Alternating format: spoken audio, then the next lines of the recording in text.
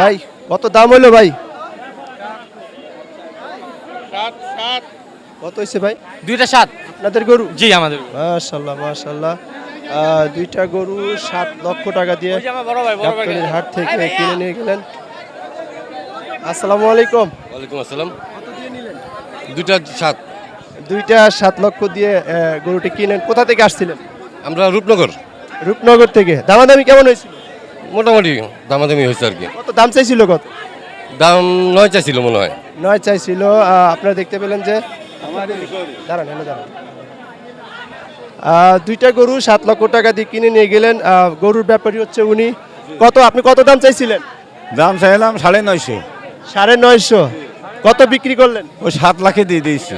7 লাখে দিয়ে দিয়েছেন। আর খুশি হইলে আমি খুশি করে দিয়ে দিয়েছি। মাশাআল্লাহ 7 লাখে দুইটা গরু বিক্রি হয়ে গেল। গরু কোথা থেকে আনছিলেন? ও চুঙ্গডাঙ্গা জেলা। মোট কয়টা গরু আনছিলেন? 12টা। 12টা গরু আনছিলেন। ওনার দুইটা গরু 7 লক্ষ টাকায় বিক্রি হয়ে গেল। গরু দুইটা আপনারা দেখলে বুঝতে পারবেন যে কেমন উঁচা লম্বা, গরু দুটো।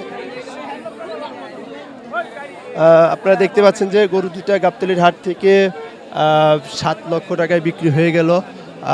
9 লক্ষ 9.5 লক্ষ টাকা দাম চাইছিল গরু দুটা। আপনাদেরকে দেখানোর জন্য চেষ্টা করছি।